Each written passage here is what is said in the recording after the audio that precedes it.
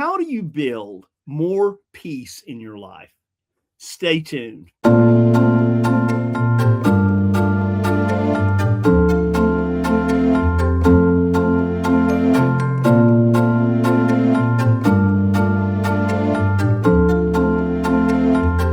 Welcome to this week's edition of NoteSchool TV. Well, you heard me say this 282 times now, right? We have an amazing guest today, and you're going to love this lady, and we'll bring her on in just a minute. But before we do, just want to let you know that if you would like to know more about what we do at NoteSchool, simply go to noteschool.com/TV. Again, noteschool.com/TV. We would love to have a conversation with you and get you into one of our master classes. With that, I want to bring on our founder of NoteSchool, our chief visionary officer, great guy, Mr. Eddie Speed. Good morning, Joe. Good morning. How are you? I'm awesome. I am having a killer good week.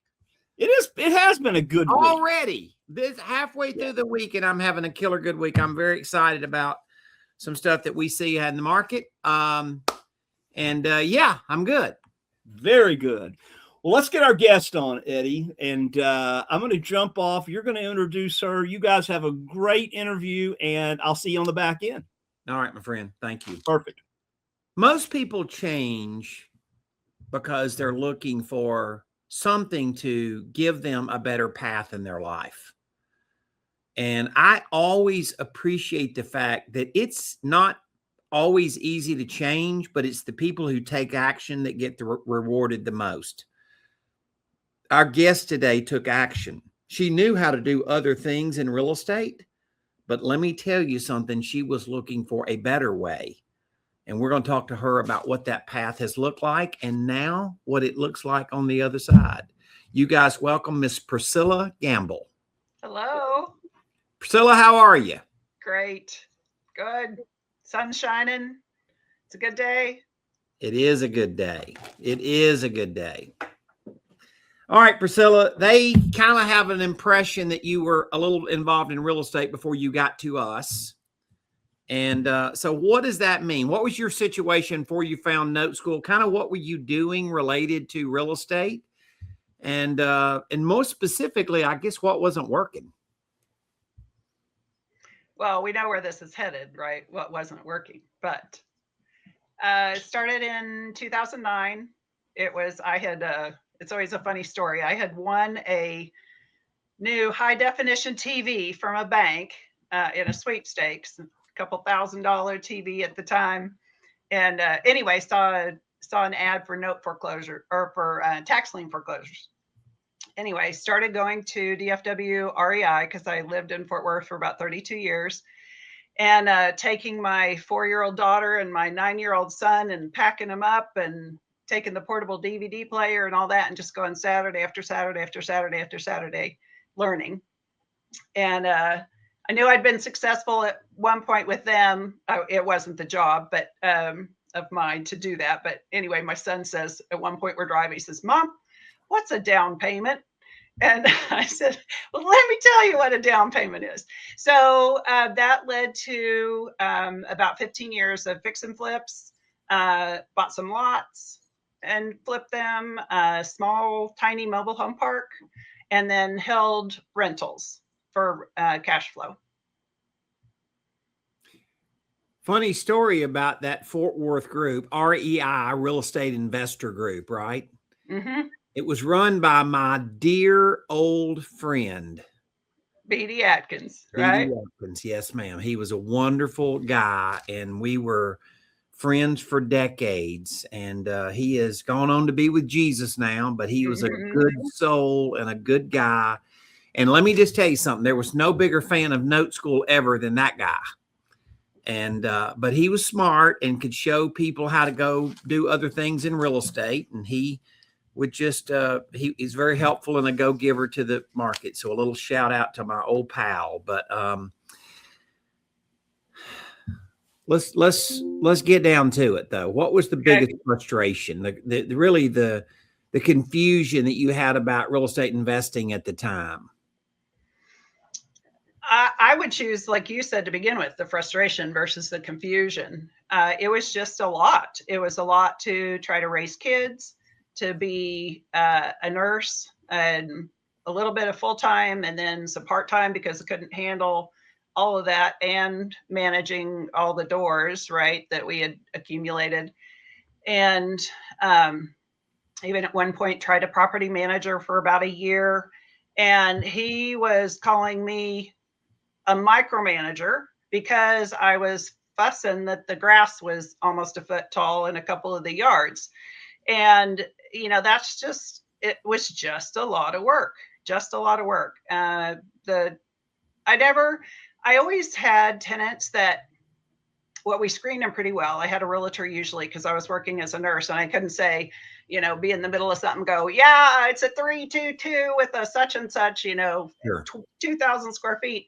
And so that at least would be helpful to have them screen. And so we screened them well. And then I told them a ways to, hey, if there's something wrong, let me know, I'll fix it. And people say, you're the best landlord ever. And I'm thinking, wow, how bad can some of these landlords have been? Because it just took care of business, but it also took a toll on me. It was taking a toll on me, and it was a lot of precious time. Priscilla, I have, as you know, because you knew me back then, right? You knew who I was way back then, and you hadn't experienced all that yet, and you were excited because you thought you could make more money with rentals and flipping houses. And, now you've come full circle and found us again, which is awesome. And we're grateful for that. But I want to talk about like the journey that, I've heard a lot, right? And that is this whole thing of grinding.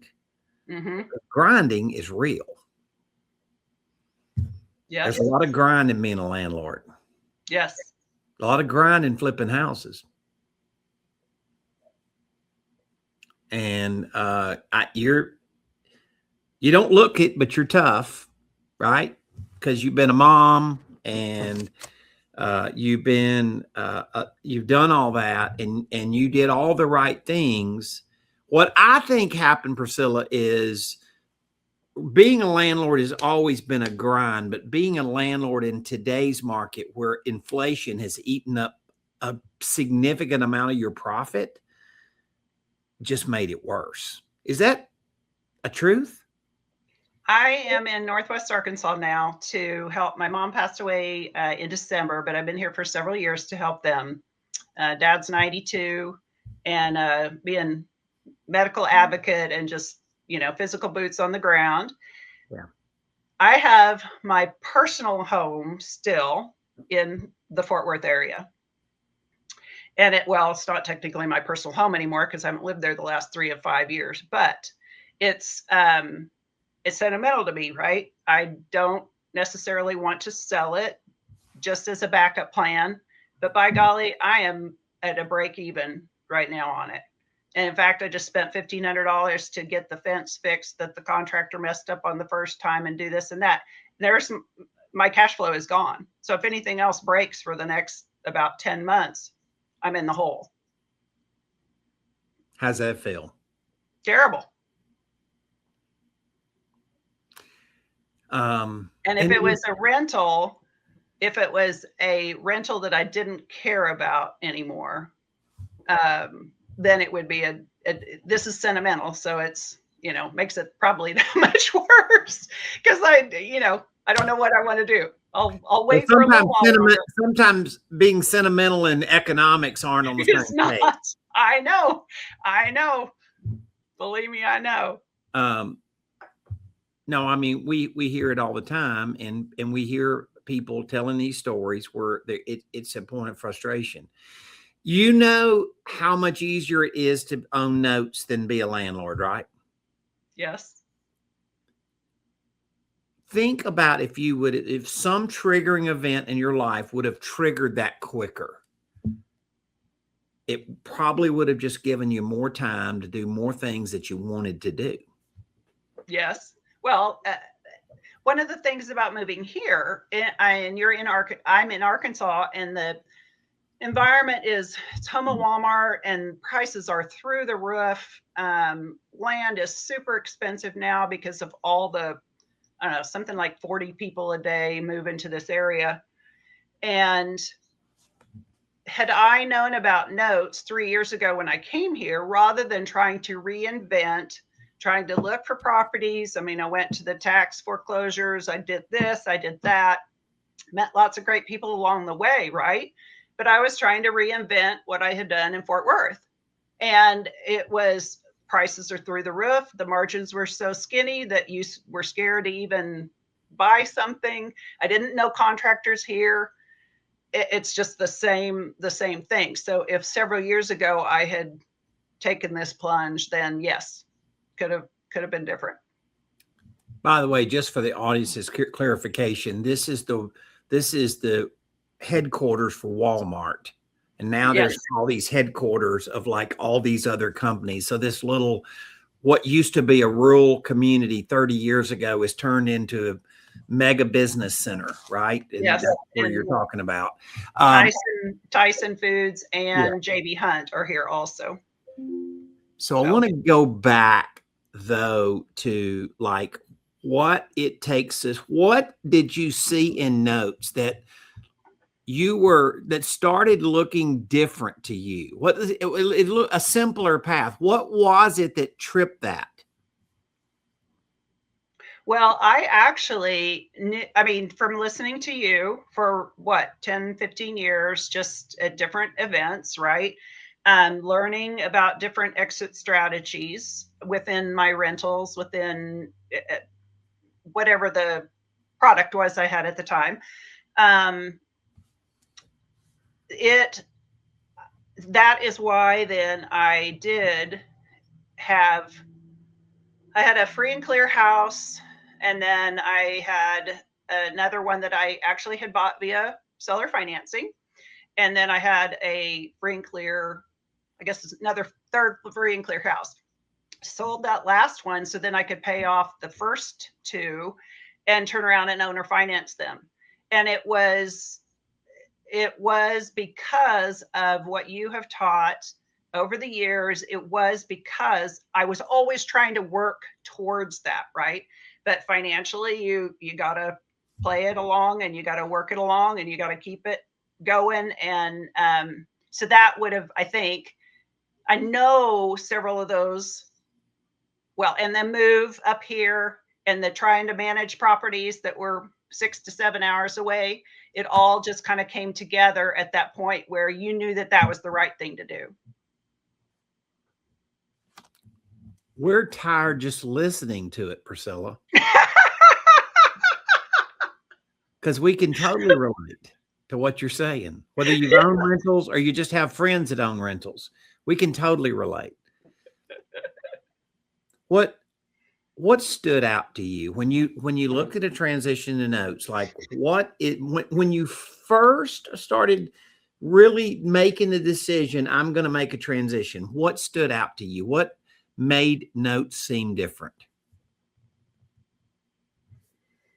You mean when I joined Note School then, or yeah, not way back in 2009. I'm talking about when you decided I'm going to go chase notes.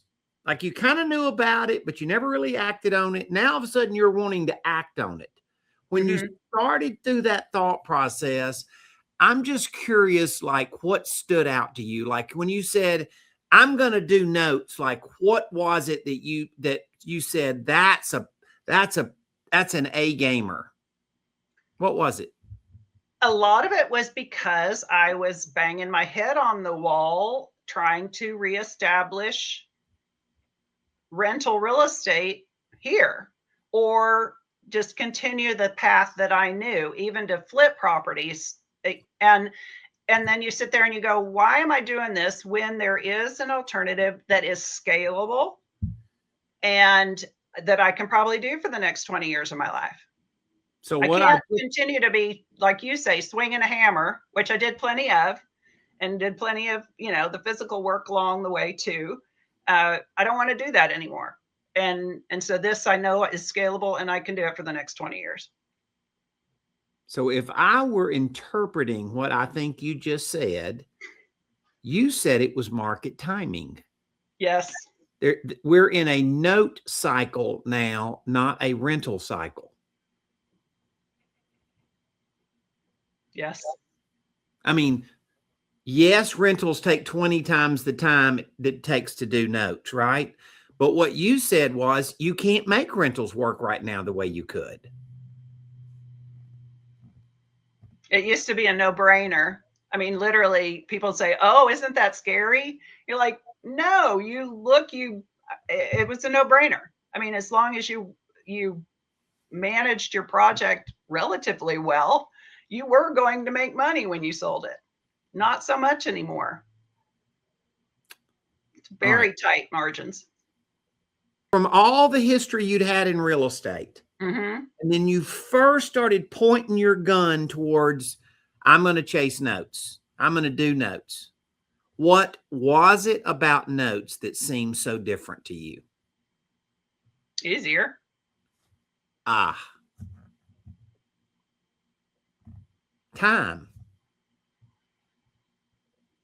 Not the learning curve, not the time. Yeah. It's easier to be the bank. Is it easier for you to be the bank than a landlord? Oh, yes. Yes. You do have to figure out financially how to make it work, which you guys talk a lot about. But yes.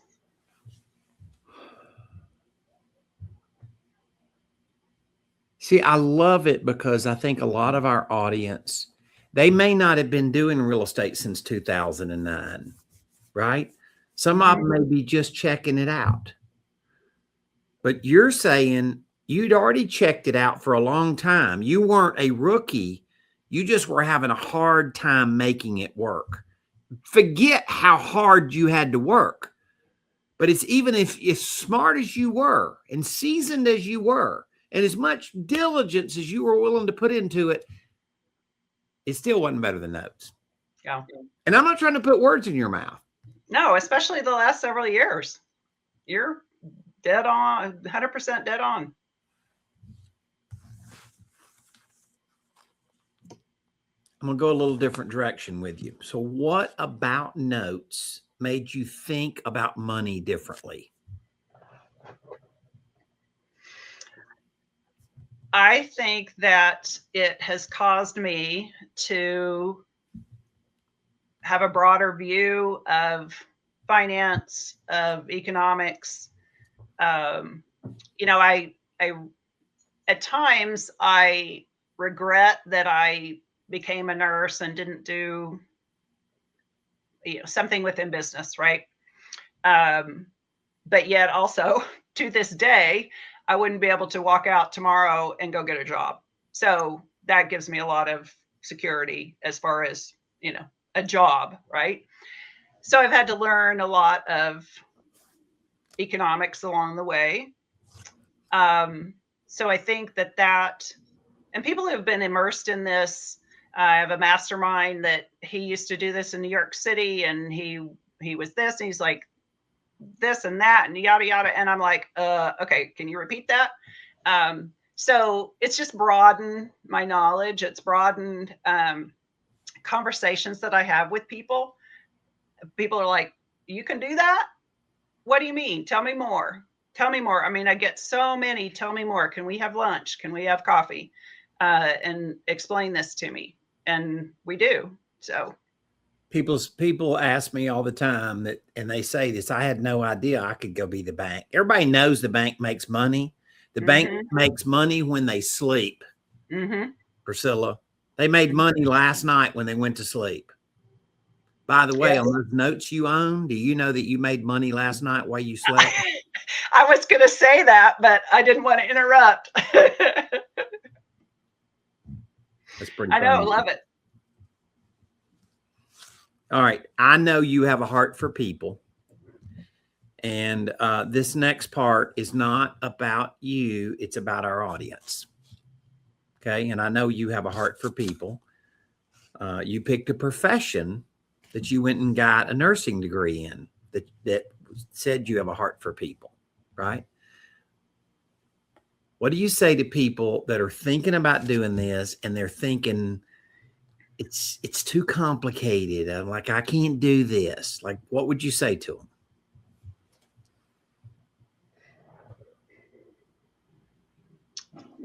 I would, first of all, I do agree that you got to learn. It's not too complicated overall, but you do have to educate yourself, have to be pretty knowledgeable before you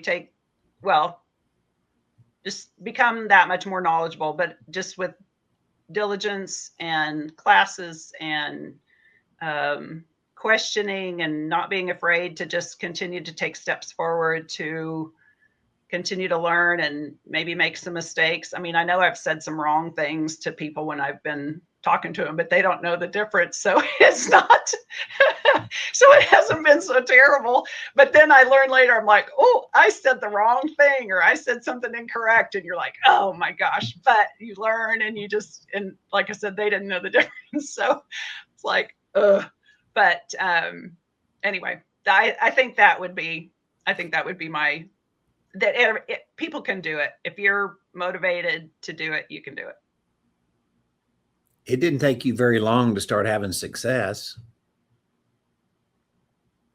I mean, you became a nurse. That's hard. Yes. Okay. You became a landlord, and some of it you learned before you started, and a whole lot of it you learned one mistake at a time, right? I would say that's hard. That's complicated. Compare it to those things. How hard is it to own notes?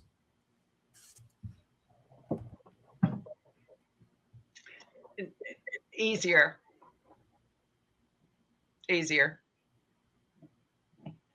That's my observation. Mm-hmm.